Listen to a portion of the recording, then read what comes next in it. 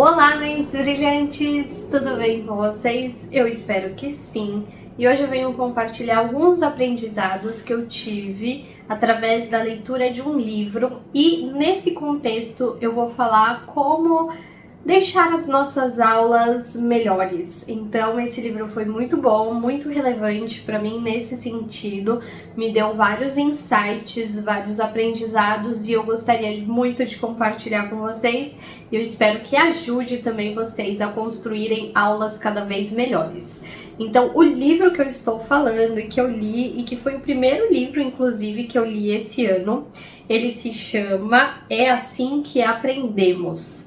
Porque o cérebro funciona melhor do que qualquer máquina. É um livro grande, a primeira parte ela é bem densa em questão de neuroanatomia, mas depois fica muito interessante porque vai diretamente na parte que eu gosto. Então eu espero que ajude vocês e que vocês gostem do vídeo.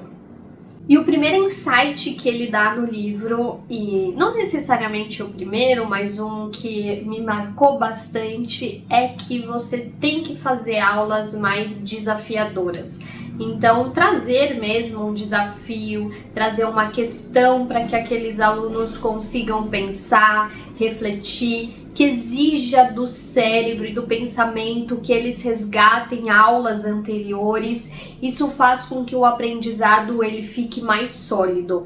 Então, alguns alunos, inclusive, não gostam de desafio, assim, nitidamente, porque tira eles do conforto. E aí eles falam muitas vezes que, mas você não ensinou, e é isso.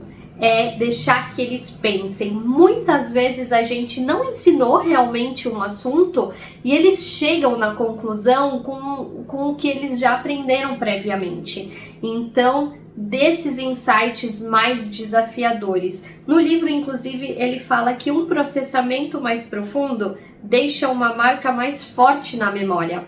Então, a partir do momento que a gente exige que aquele aluno pense e faça conexões com outras coisas que eles aprenderam, pode fazer com que aquele aprendizagem, com que aquela aprendizagem se torne mais forte, mais robusta e que ele não esqueça tão facilmente.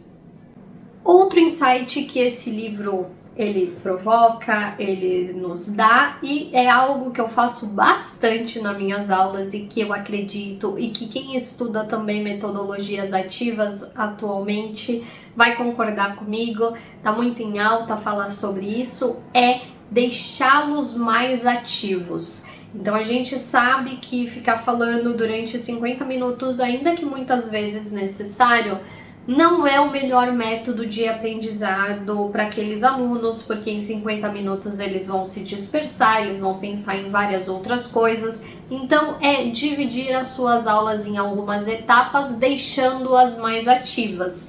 Então, com algum jogo, alguma brincadeira, algum desafio, alguma aula prática, alguma aula mão na massa, alguma aula de invenção, de maker. Então, fazer com que nessa aula de 50 minutos eles possam fazer algo mais ativo.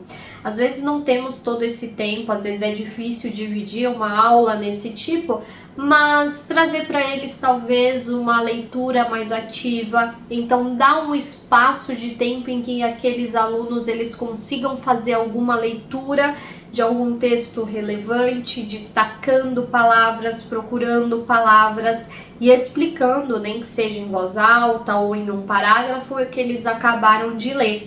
Então, deixar eles com um pensamento e com uma atitude mais ativa ajuda no processo de aprendizagem.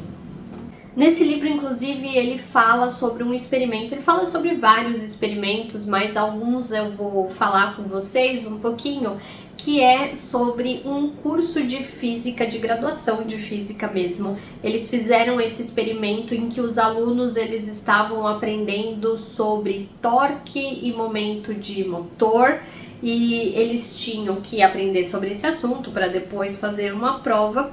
E eles dividiram em dois grupos, em que um dos grupos eles tiveram uma aula de 50 minutos sobre esse assunto e o outro grupo eles tiveram 10 minutos entendendo o processo em uma bicicleta.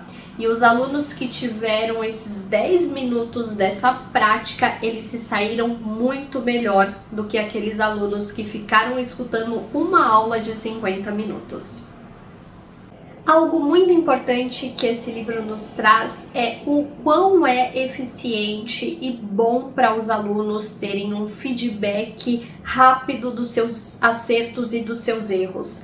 Então, claro, é muito desafiador isso pra gente no dia a dia. A gente faz prova, a gente tem que corrigir muitas provas, então nem sempre, né, dá para dar um feedback tão rápido. Mas é importante, por exemplo, depois da prova deles, corrigir, porque daí eles já sabem o que erraram, porque erraram. Então essa prática a gente tem sempre. Mas também eu acho que além de atividades avaliativas, o feedback rápido durante as aulas. Então os alunos, eles trazem dúvidas, mas eles trazem também algumas falas em que você pode imediatamente entender que num contexto ou naquele contexto ele não se apropriou do conteúdo e já corrigir. Então, estar atento ao que os alunos estão falando, por exemplo, ou discutindo durante exercícios, é muito importante porque imediatamente você consegue intervir. Então essas intervenções rápidas e com feedbacks bem precisos fazem com que os alunos eles tenham uma aprendizagem mais rápida e mais sólida. Retornar o mesmo assunto em vários contextos diferentes é muito importante para que aquele aluno ele volte no mesmo assunto, ele perceba com outros contextos e solidifique esse aprendizado. Então, por exemplo, no 7º ano a gente aprende, né, eu dou para eles sobre biomas, a gente fala sobre a Amazônia, e a gente sempre volta a esse assunto de uma maneira ou de outra. Então eu apresento para eles primeiramente o bioma Amazônia, os animais, a vegetação, o clima, como o clima interfere naqueles seres vivos, mas também quando a gente começa a falar, por exemplo, sobre impactos ambientais, a gente volta nesse bioma, a gente trata novamente sobre os animais daquele bioma, porque alguns animais estão em extinção. Então, sempre que possível, é importante retomar o mesmo assunto em contextos diferentes. Quanto mais ele ouve sobre aquele assunto, mais a memória ela vai guardando e é muito mais difícil o esquecimento. Então a memória ela precisa ser reabastecida sobre aquele assunto até ser um aprendizado inconsciente. Então sempre que possível falar sobre o mesmo assunto em diferentes contextos é muito importante. Nesse contexto ainda ele fala que a repetição traz outros benefícios para o nosso cérebro, automatiza nossas operações mentais até torná-las inconscientes. Então, por isso que inclusive a gente está, segundo a BNCC, né, naquele ensino em espiral, em que os alunos eles veem um assunto e depois veem de novo e depois veem de novo, porque as últimas informações que a gente tem sobre os estudos do cérebro nos dá um indício de que quanto mais a gente fala, mais o aluno incorpora aquela aprendizagem. Então é muito importante a gente ter isso em mente e tentar fazer diariamente nas nossas aulas. Eu espero muito que vocês tenham gostado do vídeo. Um beijo e até o próximo!